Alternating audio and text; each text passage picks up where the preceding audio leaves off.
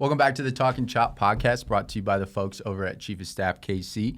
This week we're joined by the founders of Let It Fly Media, Ben Walnick and Andrew Carter. Boys, glad to finally sit down with you guys. It's been all season, but how's your start to 2021 been? I'd say it's been pretty good. I think it's always this time of year where people are slowly getting back into the groove of things, and it's like late January and February where things really start to pop off. But we've been keeping busy. Good. Yeah, it's been good. I think it's funny. We got two former broadcasters on this side of the table with you guys who are now probably getting more reps as broadcasters every week than we're even doing anymore. So just your intro there, I was like, man, these guys are starting to get good at this. There we go. We've been using this beautiful space for a while now. You guys finally get to join us. So that's exciting. Awesome. Well, all of Kansas City collectively held their breath as Patrick Mahomes went down with what was considered a concussion, but we'll get into that. But Chad, anything is possible. Didn't miss a beat, leading the Chiefs to a 22-17 victory over the Browns. The Chiefs are set to host their third straight AFC Championship. The first AFC team to ever do that. The only other team to do that was also coached by Andy Reid, the Philadelphia Eagles, back in early 2000s. But with Josh Allen and the Bills coming to town this Sunday, as we chop it up, we'll obviously bring a recap of the divisional weekend against the Browns, but we'll preview this Bills game on Sunday coming up. But first, we're bringing you the positions of the week brought to you by Chief of Staff KC, your local trusted talent scouts. We're a recruiting firm in Brookside, and we'll bring you the best accounting, finance, admin and marketing, HR, ops, and sales talent that Kansas City has to offer. Lucas, want to start us out? Yep. Another controller position, this one with a consumer electronic wholesaler. So think Guitar Center Distribution-esque, but a really unique company that flies under the radar here in Kansas City. Awesome core, young, progressive leadership team. I'd say about 30 to 40 employees right now. They're looking for somebody who can come in and have the technical side, but the cultural fit is really important. Somebody that is going to put their head down and take care of things from like the operational accounting perspective, but then come Friday, Saturday, Sunday, enjoy time with the team. And so that's half the battle here. Would love to start looking at some resumes if you're an accounting manager or have held a controller position before. Definitely that background would be a good fit, and so give me a shout. Yeah, it's a legacy company that's got a new influx of young leadership, so a really cool opportunity there. Outside of that, on the operations side, we have a property casualty, like account admin position available that's going to be looking to grow into a producer role. So if you haven't quite hit that at an insurance company and you're looking to get into that producer role, this is a great opportunity to get in with a growing company, kind of learn their style of sales and kind of work your way into that as you start working with clients. You need a go-getter personality, quick learner, professional, sharp. 2 to 5 years of experience within insurance. Honestly, they want to have you licensed, but they'll pay for it and help you get through that if you don't have it. So if it sounds like you, reach out to us. But those are your positions of the week brought to you by Chief of Staff Kansas City. Shout out Chief of Staff Kansas City because we use you guys for our office manager, and so far it's been amazing. That's my plug for you guys. Love to hear it. I appreciate it. Well, time to talk some shop, guys. We both know you very well. You guys beat the heck out of me in bags, and I need to get revenge one day.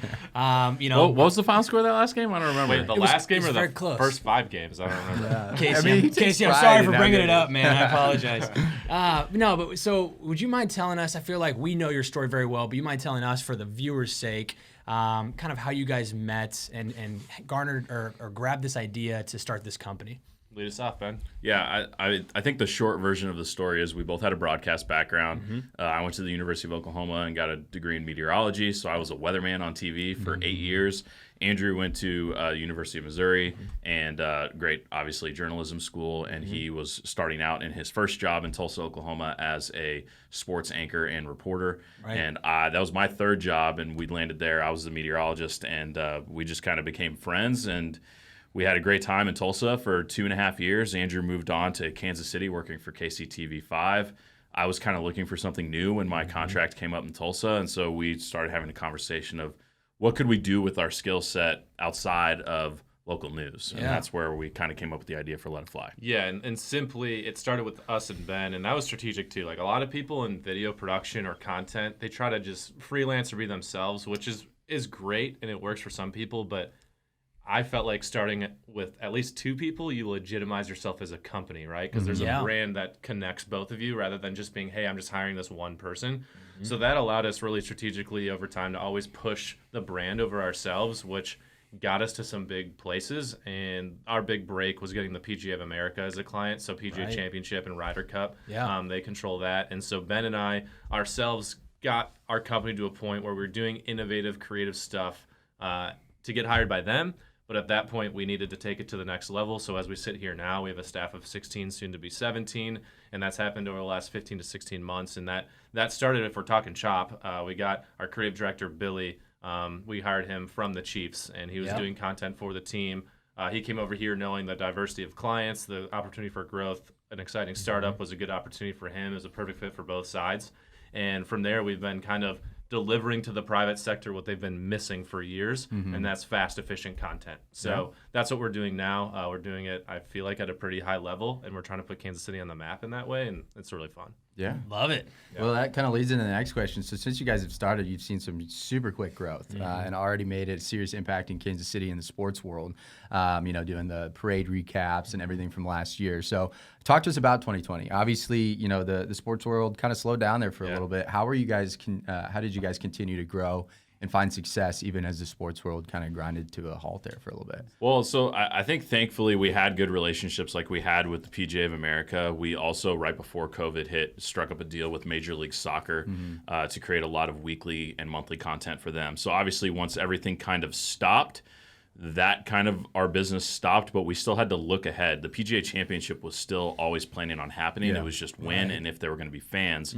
We had created commercials for them to sell tickets, but that obviously had to change. So we literally had a commercial done with our very own Tom Martin being the voiceover of a national commercial, and then that changed into, okay, here's a pivot. We're not going to have fans. Yeah. What is the piece of video that we're now going to create to get people hyped up, but also show that it's going to be an empty golf course and there's not going to be fans there. So we had to pivot, and we spent a lot of time on that video. And then once soccer came back, we were fortunate enough where there was a lot we could do with just editing what assets they could give us without us having to go shoot. Yeah, so the sports world, even to this moment, it's tough. Like, we have great relationships, and we can sit here and, we've had some great conversations in the last week with some of the biggest sports brands in the country. But they all say the same thing. We don't know what's going on. Right. To this day, there's still a lot of uncertainty. I think everyone's hoping spring or summer, there's more vaccines than they're out. But, being in the sports world was not easy during all this. But we're fortunate that, PGA and MLS were our backbones. And then we're going to build off of that once the world hopefully opens up eventually over the next coming year. Yeah, that leads right into the next one, which is great. So you guys obviously have had that staple in the sports world. Now you have other verticals, though, internally, and you guys have really capitalized on those during this time. So talk to me a little bit more about the corporate clients that you target or that you're working with, and then some of the business-oriented work that you focus on bringing to them. Yeah, I'll start there. I think it's funny, like, when you're building a brand, it's really sexy to work with the Chiefs parade or only do MLS or PGA and try to get to the NBA and the NFL. But at the end of the day, you have to diversify, and I think we've done that here. And we also took a risk. Look, when you start a company, you have to make money. Like, you have to figure it out. You don't hire people without making money. So there is money to be had in the corporate world because they desperately need what we do. And we're seeing impacts, like amazing impacts in the corporate world, which has in turn made us actually kind of enjoy working with corporate clients. It's not what we're always posting on our social media accounts because not everyone wants to see workforce management in the construction industry. Well, and a lot of the videos that we create on the corporate side are things that you're not seeing that are behind the scenes that are only really for internal purposes. Sure. Yeah. So we won't be posting about that on social because they don't want it on social. But I think... Well, graphics and animation was a huge pivot. Not even pivot for us. It was just something that we really grew a ton over COVID because it was, what can we do and create for our corporate clients that doesn't actually, we don't need to go see people in person. We don't have to worry about COVID protocols when someone's just editing at a computer and creating an animation for a company that can be, with the right voiceover and the right animation can be just as effective. So we've done a lot of work on that, and we've put a lot of investment both into equipment and into talent to make sure that we're on the forefront of that. Our ideal corporate client is anyone who has a small marketing team that are already in place, and they just need assistance to go from a 5 to a 10. And we did that with Backlot Cars, who is a great success story in Kansas City, and we always bring them up because they had zero branding before we worked with them, and they just sold for $500 million. And their CEO has said, like, that sale doesn't happen the way it does without you guys. So, like, we know the impact we can make in corporate, which in part makes you feel special, right? Like, you can do the coolest sports stuff in the world, but the thing about athletes and teams is there's a line of people that want to do the same thing, so you're very expendable. Right. You mean a lot to the corporate people. Yeah. So not that you can't find those great relationships in sports, like PGA of America, as good a relationship we could ask for. So it's just a give and take, and I'll end this with this. The reason you guys asked, how have you grown during COVID? Diversity of clients. And that was a big lesson. I don't think we'll ever get away from that. Yeah.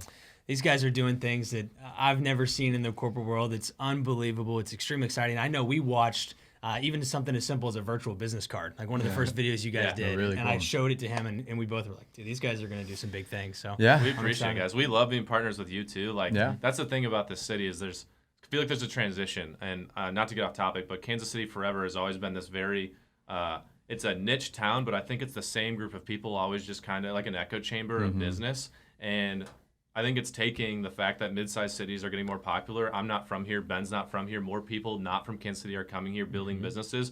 And we're going to all be about Kansas City because we love it. But it's time for some innovation and some change to happen here that why not us? I mean, we can be LA, we can be New York on a smaller scale. So that's what I'm excited about, meeting you guys, knowing where you're headed and your guys' leadership role. Like, I don't know. I'm pretty excited about where the city's going to be in 10 years, for sure. I mean, I think it's cool. Like our business models in terms of, having like a diversity of clients across Kansas City, it allows us to like have those conversations with, some of the most like staple companies here in town. Right. And Kansas City is such a tight-knit community that like in order for us to continue to keep ourselves on the map and to push boundaries, we have to work together. No one's going to do it by themselves. And so I think it's it's really cool that we have similar clients. We have similar, target clients as well. And you guys are obviously making a big impact. We're still a small company at the end of the day, but we're hoping to be a big small company where our brand is large, but we're never going to have 1,000 people. Right. Maybe. I don't know. We'll see. Well, that leads into the next question. And these transitions are great today, but you guys are like currently outgrowing your space at the moment. You've been here for a while in Waldo, but with your 17th new hire and, growth mode for 2021, where are you guys looking to move? Like, what are you guys looking to capture in a new space and why? Yeah, I mean, we're definitely open and on the market to move into a bigger space. We're probably looking on mostly moving either laterally east or west or north from where we're at in Waldo. And we need bigger space, and it's not just for the employees, but bigger and better podcast studio. We want a video production studio. We want there to be a lot more space for meetings. This is still one of the best in the city. What's crazy is but the thing is, I'll tell you, I love this room. This room's a 4 out of 10 for me. Like, it's just, but the thing is, it was never offered in Kansas City. Right. So like, this is true. So functionally, this room works great. We can do this. Billy's behind us. You guys are gonna get this file. Like, from a process, this is great. But if we need to elevate the game as far as visually too, to where someone comes in here and feels like $1 million. Okay. So that's where the space we're looking for can't just be for our employees, which I will say is the hardest thing about looking for space right now is so many companies who grow and need the size we have, they're very cubicle centric. Or if they're not cubicle, they fake it with open work environment or whatever. Right. We need open work environment, but we also need rooms that can be triple the size of this for the best podcast studio that's ever been created, or the goal for that. So it's kind of an interesting thing for us. It might take some TI and some renovation. Ideally, we avoid going out of pocket. At the end of the day, we're a small growing company putting everything back in the business. We're not rich yet. So it's an interesting time, but I think wherever we head next is going to be a big moment for us. It's going to be maybe like a top 3 moment you can have. As and I just want to clean my coffee mug, not in the bathroom sink. Yeah. But there's something like endearing about this too. The flip side is that is like we'll never have this again. I think any company that goes through growth and startup mode, they'll always look fondly back on the days they were in the weird environment. Because once it gets too professional, it starts feeling more corporate. So that's another thing for us. Culture matters. You guys know that. How do we grow and get cooler without feeling bigger? Right. So that's going to be big for us too. So we're not going to rush the decision, but we also can't fit as many people as we have in the space, and we're not because of COVID. A lot of people are working from home too. Yeah. So Just go for a golf simulator or a bar or something that'll like happen, that, right? That'll happen. Yeah. Yeah. Well, we just actually moved offices right at the beginning of COVID, so we moved right before we could even make use of it, and kind of spent 6 months not working it. But just through our move and our transition, like it just it's an adrenaline shot to your culture. Like you just feel so cool, like and more collaborative too. Having more space, you're not all on top of each other. Everyone just kind of settles down. And it's funny. Our new employees, though, the ones that just walked in the door in the last couple of weeks, they've all said, I can't wait to move, but I'm so glad I got to witness this. Yeah. So which is just like, I think it's just part of the story. Right. Yep. No, 100%. So we'll move right into kind of our rapid fire question segment, which we utilize an analogy from, was it Goldberg, Joel Goldberg? Yep. He really started out with more of a baseball analogy, but ours is going to be football related, of course. So first downs, sacks, and Hail Marys. And your first down is going to be a small goal that both of you have accomplished. You can do individual ones that led to more success after that first one. A sack, recent setback, or something you had to overcome from a personal or professional standpoint. And then a Hail Mary, Patrick Mahomes style, or as Kyle Bach says it, the WASP. Do you have time to run WASP? But what's your goal that you guys are seeking to accomplish with this year? And we'll go with first downs first. Okay, so this is small Small goals. victory. Small success or victory That's that already led happened, to right? sequential We already success. we got our first down. Right. Yep, correct. I would say hiring Billy was a first down. Okay. You can't get to the end zone without a team. And we did a story recently on Dearness Johnson, who's the junkyard dog. Yeah. Awesome. That's like Billy. Like you hand him off the ball and it's like, we know we're gonna get a first down. So that was like from a structural standpoint, a first down. And then I would think even before that a little bit for Ben, I really was landing PGA. That changed our entire company. I don't know if you had a similar thought. I was first down. I'll go with our director of storytelling, Tom Martin. Oh yeah, hiring hell him. yeah, hell yeah. I think one Friend thing. of the show. Yeah. So one thing that's a big separator for us compared to whether it's a large marketing agency or a video production house or a one-off freelancer that's doing video, is that like taking a Billy and taking a Tom. So taking a creative that's really, really talented with the camera, that's had a camera in their hands since since they learned to walk with their phones already Which had isn't cameras. Billy, but these days, most of the time. So like, someone in their mid-20s that is just really talented with the camera. We have a lot of those on our staff now, but Billy was the first one we brought on. But then marrying that with an Emmy award-winning journalist that is just like, honestly, like I put him up there with Tom Rinaldi. Like he's really that good of a storyteller. He's a beast. Yeah. And he's running now that department, and we're bringing in people from. We just had Sammy. She just moved from the Pac-12 network. She moved from San Francisco to join us here. She's a really talented storyteller. So him leading that department and his storytelling has just like helped take us to another level. Yeah. So that's definitely one big success. And he's had a lot of the successful videos you've seen out there that have done well, that have even gotten some national attention out of this office. Like Tom had some massive fingertips on those projects. So he's definitely talented. You guys have been scouting first-round draft picks. Yeah, exactly. Scooping them up. Yeah. Well, talk to me a little bit about a sack, right? So everyone has this like negative connotation to it, but it could be a recent setback that you overcome, or you jump back in the saddle and kept rolling forward. Yeah, that one's tough because the obvious answer is COVID. I know. And I don't want to cop out and say that. We would prefer you not. Everybody says everyone no. said that, so. Right. So but I honestly think for us, the sack that was pretty tough to swallow, but we overcame for the better, was workflow process and management internally. Nice, So okay. when we got Billy, Tom, and Andy, and I want to shout out Andy too because he's incredible. Yeah, He's a first down as well. Like his those Clippers 5 people were crucial to where we are today. Like it was the right 5 people. The nucleus, Yeah, right? that's the nucleus in the heart of our company. We don't really have an exec board, but we say that is it. Those 5. So, but once we started growing because of the culture and because of them, we haven't done this before. We're broadcasters. We didn't go to business school. And even anyone who did probably wouldn't know what to do, but you have to develop and grow. Who's going to be point of contact for a client? How are we going to update each other on projects? How are we going to work together with projects? What's the flow system? If there's a new lead, does it go through me? Does it go through Ben? Does it go right. I mean, literally 1,000 things that come into play that you can't answer until they happen. Yeah. So our biggest setback was how do we communicate? And this is a shout out to Clarissa, who we hired, 6th or 7th hire.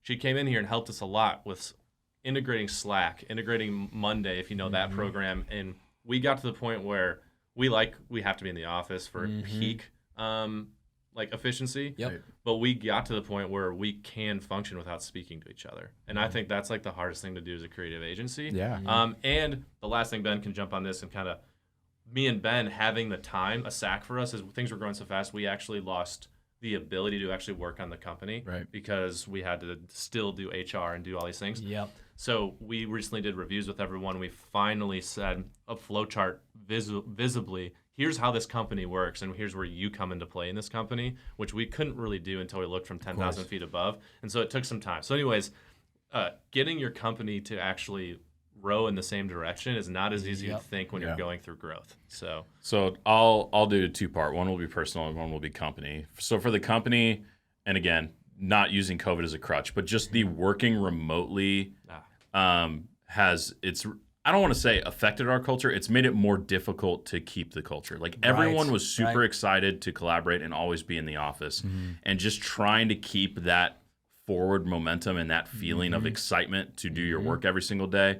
But then having people, at least half the office being sitting at home, that's been something difficult that I think we're still trying to find what's the perfect solution I for. miss people being here.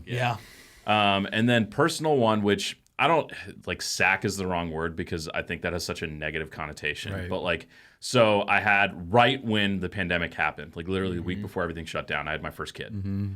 She's now like 10 and a half months old, and love her absolutely to death. Like greatest thing that's ever happened. But your life changes. And so trying to balance family time, but also feeling like I'm not making too many sacrifices and putting too much pressure on my my partner at work is super Don't important. worry, when I have a kid, it'll go back. But it's like it's super important that like I feel like I don't want the onus to be on Andrew to have to travel all the time and me not to travel. But at the same time, it's like, all right, daycare hours, and my wife has a job that she can't pick up our kid from daycare all the time. So just finding the work-life balance when you have such a big life-changing event has been a challenge, but I think we've done pretty well during it. I will never show her this episode, so she never realizes she's a sack. She's not a sack. I'm joking. Let's hope my wife A also learning doesn't experience. This one away. Hey, sacking is a learning experience. There you That's go. right. This is true. That's right. You know what? I believe, and this is another good transition. I believe Chad Henne got sacked before making his did. awesome Hail run. Mary. So There you You make go. a great point. You make a great point. Real quick, we'll go fast and we'll jump into the Chiefs or Talkin chop. Hail Mary, big audacious goal you guys have for this 2021 year. It can be the same one, just company goal. Right. There are some companies we're talking to right now that if we land, there's like 4 or 5 that if we can just land 1 or 2 of them, I think that'll be huge for us and for just the overall brand and what people think of us. And we're not in it for that, but it's just like, it's the next step. Yeah. It is. So there's just a few companies that we're in pursuit of right now that I just really want to work with. And some of it's COVID dependent, but we're in the door and we just got to close those. It takes some time, but I would say there's a few that are, you would think 2 years ago would be Hail Marys, but we might catch the ball in the end zone this year. So that's what I'm excited about. And then the last thing would be the core group of people we have now. The Hail Mary would be how do we all become one arm and one ball together? And the talent in here is crazy. And so like literally a Hail Mary is like a 60-yard throw. I think there's a chance we can throw it 120 yards together if we kind of figure out the formula with the group of people we have in here. So those are the 2 things I'm excited about is we grew, now let's see what we can do with it, and then also landing some potential big clients. Yeah, so strictly like me being the numbers guy, our staff from the end of January last year to now has more than doubled. So I think a good goal would be like to actually double our business. Not to get into too much in numbers, but just doubling our business. And then I would also say moving into an office space that is known around town of a place people want to go. Right. Yeah. That would be it. Those are great. Yeah, well, I mean, it's been awesome to see you guys grow since we first met you. But you know, when here did we first meet? I talked to Tom and Billy 2019. at Crow's over coffee. I don't think we had more than 5 people. Shoot, this is Yeah, probably it what, was Billy? wild. Was it a No, year ago? And I went to the well with you guys. Yeah, that was before. That was in 2019. We only had us yeah. 5. Yeah. It was a while back Yeah. when It we was were about a doing year it. ago, That's roughly. awesome. Yeah. Yeah. But yeah, I mean, I'm excited to see you guys grow and continue to grow. and make an awesome impact. So thanks for sharing that. But it's time to chop it up, boys. Yeah. I know you guys are transplants to Kansas City, but being in Kansas City, they're our AFC team. There you Yes. go. Yeah. But the Chiefs again are headed back to the AFC title game for the third year in a row with the win against the Browns. Even though it wasn't pretty, we got the job done. Live to see another Sunday. Guys, we give our guests the first take each week in tribute to Andy Reid. So how are you guys feeling about the Chiefs headed, or how are you guys feeling about that Browns game? Time's yours. I would say that, and I'm not the first person to say this, but I think we definitely learned that this is a team that it's not a one-player team. Yeah. Right. Like to be able to hang on, and obviously once Mahomes went out to the end of the game, technically the Browns had more points during that time, Defense but being stepped able, up. the defense stepping up and stopping them. And then, the Browns are like, hey, even though it's 4th and 9, like if Mahomes is on the other side, maybe they go for it. But they're like, hey, we're going to get the ball back. Let's punt it. Right. Yeah, And then they're able to step up, and Chad Henne's able to make some plays. Andy Reid just having the cojones to literally the ones. announcer, like Tony Romo is saying, they're not snapping this ball. Look at their body language. There's no way that's happening. Yeah. And then they do it, and they throw the ball. It's know it. honestly, it's I know it. awesome. Yeah, I mean, Ben touched on a lot of the big things there. I think for me, the Browns are a fun team, and I think they're going to be there for the coming years. They just weren't ready to beat the Chiefs, even with Mahomes going down. But it shows you can be the best team in the league, which the Chiefs are. Dude, there's things that happen in games that flip games. I mean, that fumble and that 10-point swing, that was really fortunate for Kansas City, because if that doesn't happen, if it's the opposite and it's a fumble out of bounds and they score and Mahomes goes down, we might not be talking about playing the Bills right now. So the margin for error is really, really thin, and to Ben's credit, I think the rest of the team stepped up. The flip side of that is if Mahomes doesn't go out, they probably win by 17. So it's Correct. they deserve to win. And I win my parlay. So the correct result happened, but I do want to give it up to the Browns, and obviously a fun year for their fans, and now they just shift the viewpoint to the Bills. Something that I think is severely underrated is to go to piggyback on your point, the team element to it, or like that family element, which even as Kansas City as a whole, from professional, personal, the team has so much of this family element. When Chad Henne came in, he said in the locker room breakdown, he goes, "You guys made me feel at home. I wasn't worried whatsoever." You have teams in the NFL who have all these mega superstars that, can you imagine the pressure Chad Henne felt coming in to win this game in the playoffs? And he was surrounded by a group of guys that made him feel confidence in himself to go out there and make that play. I don't know if any other team in the NFL would have that same chemistry and gel the way that we have. And I think it's a testament to the city, and then a testament to our team and the culture that we've built. Well, I also think it's a testament to being the number 1 seed as well, having that extra week off to rest and recharge and go into this game. Like Andy Reid was talking about, he was talking about every assistant coach that had say in making that 4th and 1 call. And he's like, we had been going over all week, 4th and 1 to ice the game. What are we going to call and when are we going to call it? And, to have the time to do that, I think really put him in a good spot. And then, again, it's just drawing back on last year, having been there before and done this. We have an edge over the Browns. Everyone's been there. They have that championship swagger. They have that, mentality going into it, which I think, just helps them set up or helps them stand out. So well, and I think I saw a stat that was if Mahomes plays, the Chiefs are like a 60 or 65% favorite, and if Henne plays, they're still like a 35% chance that they win. I don't know how many teams have that in the AFC Championship with their backup quarterback. Right. It's because the weapons they still have on offense. It's like they can still get it to Kelsey, and Tyreek's the fastest guy on the field, which is why that play was run against Miami, and it was run here when they needed their first down. Like, I don't know how you stop it. Correct.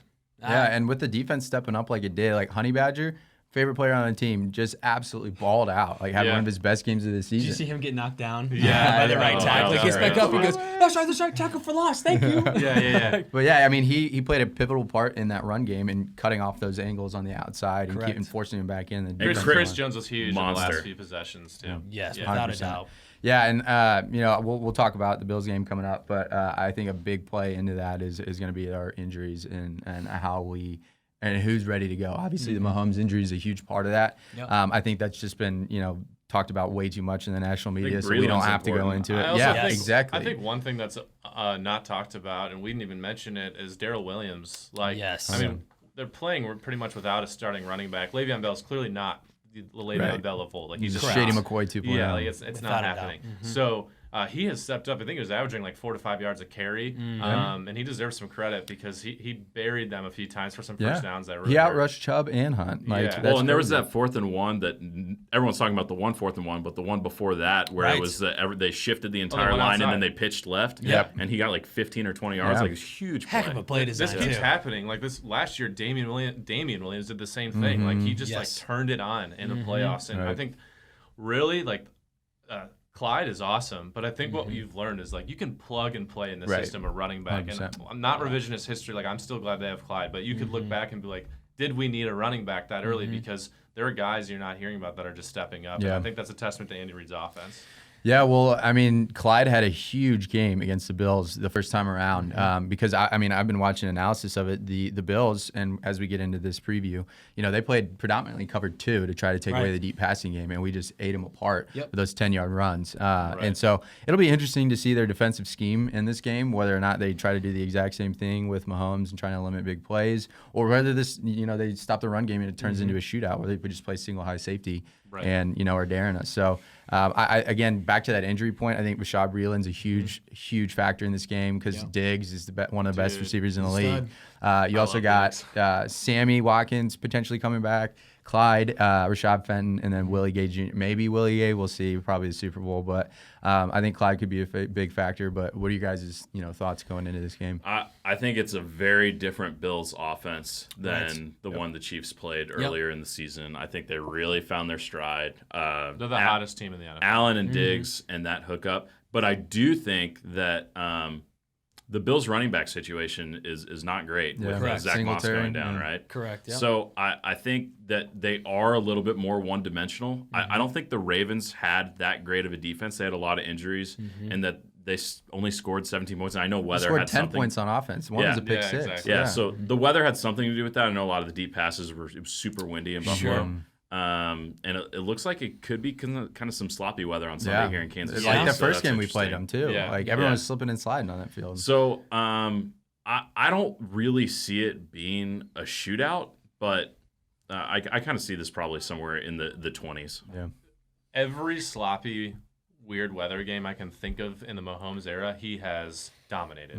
Yep. If you think about the snow game against the Broncos, there's He's another spinning in anything. dude. Yeah. Like, and it's not just him though. It's because Kelsey and Tyreek know how to stay up in the snow, and it's, instead of going 20 yards downfield, they make their cuts 10 yards, and still no one stops them. Right. So I've always thought like the conventional thinking is with this gunslinger quarterback, bad weather's going to hurt him. Dude, it gives the Chiefs a huge advantage. So if that's the case, I think the one thing about that though is the Bills are used to bad weather too.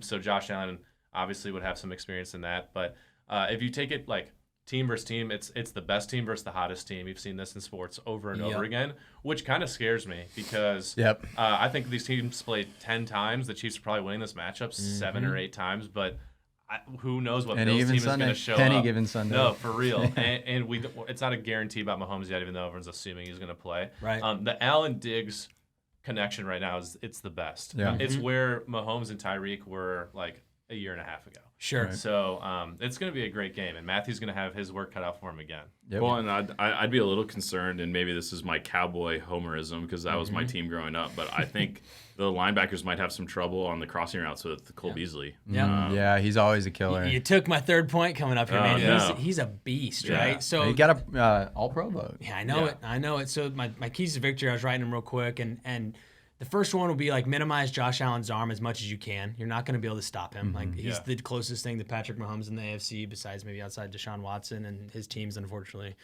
ruining his career right now. But anyway, so minimizing Josh Allen's arm with pressure. Chris Jones, Frank Clark need to eat. They need to have a big game. He's not tried in the playoffs like Patrick is, so get him razzled, get some pressure on him. We'll see if he can hold up. This is where the crowd actually could come into play, too, even limited capacity. Exactly. Point 2, if it is going to be a shootout, we need to score first, right? Stay ahead of the curve. I think if we score on the first 2 possessions, let's go on a foot race. I think the Chiefs win that foot race 9 times out of 10 with those guys. And then lastly, lock down Cole Beasley. Everybody's talking Stephon Diggs. I think you have to stop Cole Beasley because he's a first down machine. That guy. But that's a problem. That he's that because Diggs is so good that he's guarding it pulls the some attention. of that away, right? The attention. I think a big thing that they need to do is Allen is still young and he's still not the most experienced. Correct. You have to get pressure on him and you have to mix up the pressures. That's been an issue We were for us, super though. successful in this last game. I say we. Oh, here I am. Like I know. We've been doing it all year. It's all right. But like when we had I think we had at least one, if not two, sacks from the secondary and bringing in either a safety Yes. or a cornerback blitz. I think Yeah.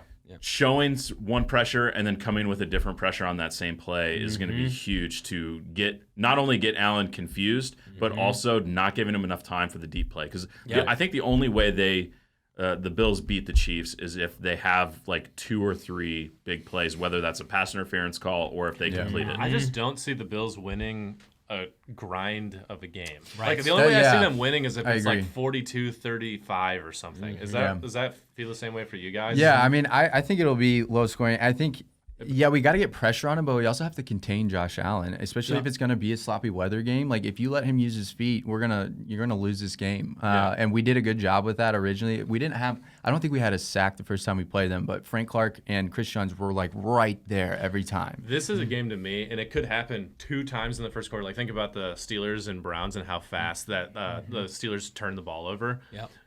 The Chiefs have been really fortunate. Patrick doesn't throw the ball away, but there's been some luck too, like on drops and interceptions. Sure. I think this is the type of game with 2 good quarterbacks. The one to give away the ball first it's huge momentum shift. That first interception for both confidence of these teams is going to matter a lot. So that for in the first quarter, I want to see which quarterback actually makes the first mistake because I think that's going to swing it for the other team. Yep. True. I'm so glad that we are playing at home because God forbid something like that happens. It reminds me of that Texans game, right? One play, the crowd gets some momentum. It helps a lot. We're back in it. Well, as we wrap up here, let's get some predictions for the game. The Chiefs are currently 3-point favorites. We'll see with the Mahomes news and what happens and how the line moves. But the over-under is 53.5 as well. Wow. What are you guys thinking for this? I would say I really do think the Bills will win if Mahomes doesn't play.